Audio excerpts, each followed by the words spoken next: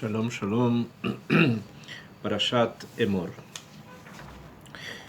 Nuestra parashá es una continuación de las parashot anteriores en el Sefer Vaikra, que tratan, como todo el Sefer Vaikra en su conjunto, de los diferentes servicios que se hacían en el Mishkan. Estamos hablando época del desierto, y después que se van a continuar haciendo en el templo, el primero, el segundo, Be'ezrat Hashem, el tercero. Y como parte de la estructura del ideario que Am Israel tiene que cumplir, que tienen que realizar para los diferentes korbanot, los diferentes sacrificios que se hacen, la función que esto conlleva como una especie de eje central dentro del pueblo,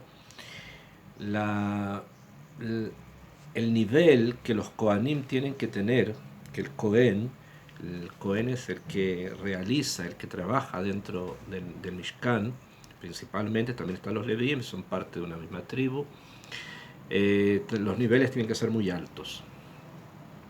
Y como los niveles tienen que ser altos en la forma en que el Kohen tiene que manifestarse y tiene que actuar según estas funciones, dentro del pensamiento tradicional de Israel, los niveles de Kedushá, los niveles espirituales, se reflejan también físicamente. Esto quiere decir que las deficiencias, que las discapacidades físicas tienen un fondo, tienen un punto espiritual que desconecta a la persona del entorno en el que él tiene que cumplir esta función. Es por eso que esta parashá, entre otras cosas, trata de las discapacidades que pueden tener los Kohanim, o sea, estos hombres que se dedican al trabajo divino y por lo tanto quedan fuera de este servicio. La parashá comienza diciendo lo siguiente: Vayomer Hashem el Moshe Emor el Kohanim bene Aharon ve'amarta alehem lenefesh lo itama be'amav.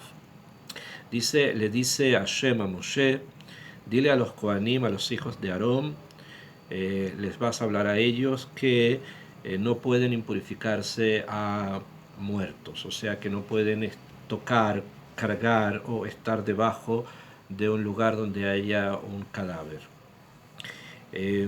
Así comienza la parashá, o sea, con esas mitzvot, o sea que el Kohen tiene que guardar una distancia de todo aquello que significa desconexión de la vida. Y la forma más alta de desconexión de la vida obviamente es la muerte. Entonces una persona que falleció es es el ejemplo máximo de lo desconectado con la vida. Y el Kohen, que trabaja en el Mishkan, en el templo, en el lugar sagrado, es una persona que está constantemente construyendo los puentes, los vínculos con la fuente de la vida. Por lo tanto, no puede relacionarse con aquello que es lo contrario a esto.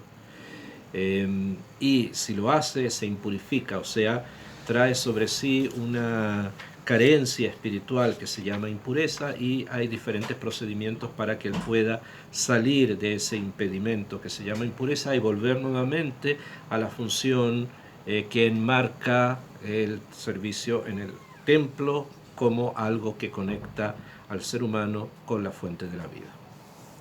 Más adelante, la parashá, después de indicarnos cuáles son las leyes con respecto a esto de la impureza y el tocar, cargar o estar debajo de donde hay un cadáver, sobre quiénes sí, quiénes no y cómo, etc.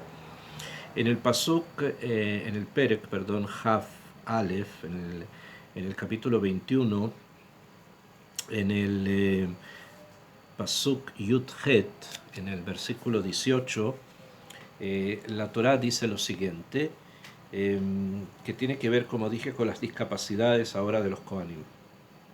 Dice: Kihol ish asher bomum, cualquier hombre, se refiere a los que participan en el servicio divino, o sea, a los Kohanim. Cada hombre que tenga una discapacidad, lo ikrav, no se acercará. ¿A qué? A hacer el servicio a las funciones del templo. Y comienza a indicar quiénes son. Trae en total 12 discapacidades, faltas físicas que impiden a una persona participar en el servicio divino. Iver, si es ciego. 2. Piseach, si es rengo o cojo. 3. Harum. Harum quiere decir que es chato, o sea que la nariz de él está como introducida muy dentro de su rostro. Sarúa. Sarúa quiere decir que tiene órganos desiguales, un ojo más grande que el otro, una oreja más grande que la otra. Eso se considera también una discapacidad. En el pasuk siguiente dice: O ish asher yebo shever ragel o shever yad. Un hombre que tenga una quebradura de pie o quebradura de mano, o sea que está quebrado o en las extremidades o en los brazos, no puede tampoco acercarse. Ahí tenemos ya 6 discapacidades. O given, o un hombre que sea given, o dak. O dak, given es el número 7, la número 7, dak, la número 8, o tebulal beeino, o que tenga alguna lagaña en su ojo, o garab, que tenga una sarna, unas llagas sobre la piel, que estén secas, o yalefet, o que tenga úlceras sobre la piel. Esto es la yalefet, es la número 11, y meroah ashech, y que tenga o que esté con los testículos aplastados, viene a ser la defecto, la deficiencia número 12, que es la discapacidad número 12. Son 12 en total. La gran mayoría de ellas son palabras que la Torá o que conocemos porque después se va a informar sobre ellas o que ya se informó antes. Son palabras conocidas, por lo tanto son defectos que desde el punto de vista de la implicación de lo que son conocidos, los conocemos, sabemos qué es. Sin embargo, hay dos palabras aquí, dos conceptos que tienen parshanut. Parshanut quiere decir que van a ser explicados. Si bien cada uno de los defectos mencionados acá necesitan una explicación, la mayoría de las palabras, como dije, que aparecen en esta reshimá, en esta lista de 12 discapacidades, son conocidas. ¿Okay? La mayoría de ellas son conocidas. Pero hay dos que, si bien la palabra es una palabra que conocemos en hebreo, sabemos lo que es, de todas maneras, el comentarista principal de la Torá, que se llama Rashi, las traduce a la antigua lengua, o sea, las traduce al francés que él hablaba hace 1000 años atrás, de una manera que no es el significado normal del término. Y en esto sigue, obviamente, el kibún de los sabios, o sea, que no es algo que viene de él, de su parshanut, de su comentario, de su exégesis de hace 1000 años atrás, sino que mucho antes aún, en donde en el Talmud se estudian estas palabras de una manera diferente a lo que significan en el lenguaje cotidiano, en el lenguaje que conocemos del hebreo. Given, en hebreo, given significa jorobado. Given es una persona que tiene una joroba. Y dak, en hebreo, significa flaco, significa delgado, enjuto. Palabras conocidas.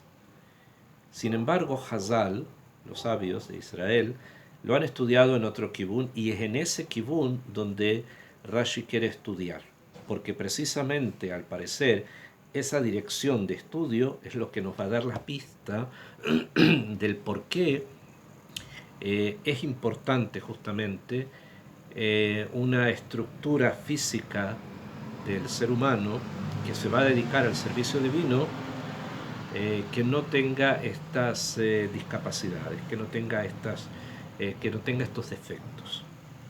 Y tal vez allí podemos encontrar una pista para entender el por qué es importante este marco físico, que hoy día nos parecería un poco, por lo menos distante de entender. No tenemos la sensibilidad para entender el por qué una persona que es ciega o una persona que es coja no puede ser partícipe de alguna actividad humana. Hoy, en la forma que nosotros tenemos de pensar, y el resto de las deficiencias también, de las capacidades, no son nada que nosotros hoy día no conozcamos, y que de todas maneras no por eso vamos a dejar a estas personas fuera de algún marco, de alguna actividad humana. ¿Por qué entonces la Torá sí los deja fuera? ¿Por qué en la Torá es una necesidad que el Cohen, la persona que va a representar al pueblo, al hombre, a lo humano frente a lo divino, tiene que ser en cierta medida perfecto? ¿Cuál es el tema? Primero, antes de ingresar a las dos palabras claves que simplemente entendemos Leanut Da'atenu, que son las palabras sobre las cuales gira el concepto de lo que vamos a estudiar, tenemos que explicar un poco cuál es la mirada tradicional que existe sobre el ser humano y sobre la forma en que el ser humano funciona. ¿Bien?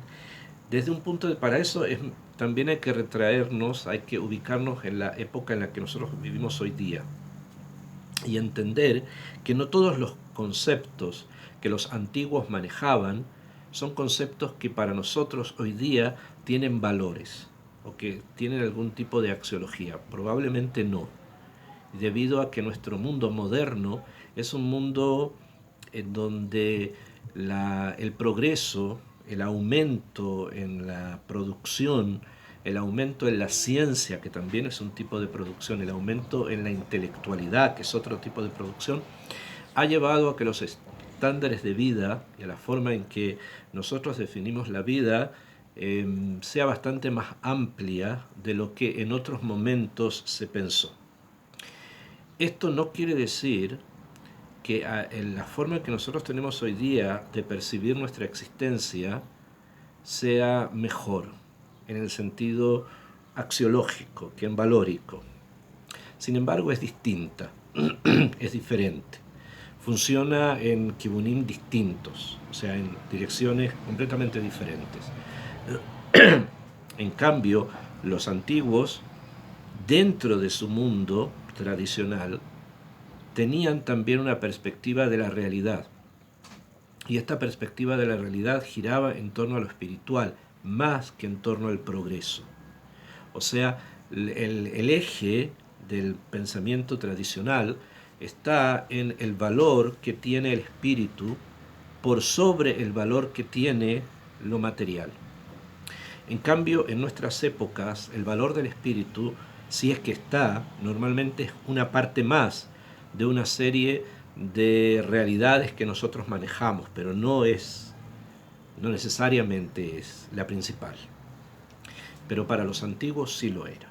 O sea, para las personas que construyeron el universo religioso y espiritual del occidente que proviene de la Torá, lo importante, el eje alrededor del cual gira todo, es el espíritu, el templo, el Bet HaMikdash, la Avodat Hashem, la tefilá, el rezo, que en la meditación, el estudio, la profundidad en el pensamiento, era mucho más importante, vital, porque ni siquiera es lineal de que es importante o no, es vital, frente a lo que puede hacer una construcción material, un edificio, una casa, ropa de determinada forma, etc.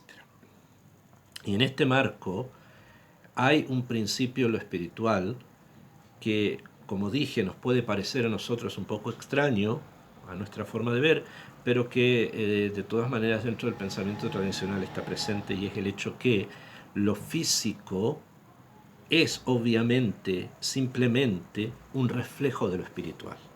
Lo físico no vive per se. La forma en que una persona eh, eh, tiene estructurado su físico, su forma, su cuerpo, no es algo per se, no es algo en sí, es simplemente un reflejo de algo espiritual. Por lo tanto, aquellas personas que tienen discapacidades de una u otra forma, es porque también hay algo en lo espiritual que está carente por algún motivo. Y esto no quiere decir que sea mejor o sea peor, simplemente es así. Y esto quiere decir que esta persona tiene un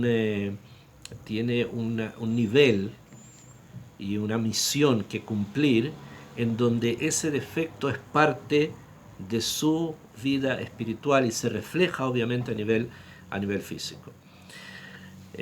Como dije, es un tema no simple porque hoy día nosotros pensamos que el cuerpo es per se, que el cuerpo es algo en sí, desconectado de lo espiritual, pero no lo es así. Dentro del pensamiento de la Torá, el cuerpo es simplemente una manifestación más del espíritu, como es la voz de la persona, como lo es la forma en que la persona tiene de ver el mundo, son todas manifestaciones espirituales y también el cuerpo lo es. Por lo tanto, si hay un defecto a nivel físico, quiere decir que hay un defecto a nivel espiritual. Lo llamamos defecto o discapacidad, para ponerlo en términos más simples tal vez, pero no implica una valorización negativa sobre el ser humano. Implica que este ser humano tiene una función que cumplir, que esa función que cumplir gira en torno también al hecho que hay una discapacidad. El templo, el Mishkan, el tabernáculo, la Avodat Hashem que se realizaba en esos lugares necesitaba de un nivel espiritual que se manifiesta obviamente a nivel físico. Y por lo tanto aquellos que están aquellos que de alguna manera a niveles espirituales son carentes y eso se manifiesta en esas discapacidades físicas, entonces no son presentes, no son parte de la Avodat Hashem, o por lo menos de ciertos puntos. Hay otros los que sí, pero no de estos. ¿Okay? ¿Por qué?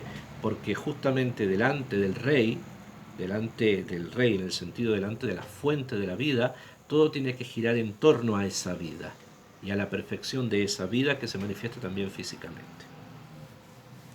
Ahora, la Torah trae acá 12 defectos.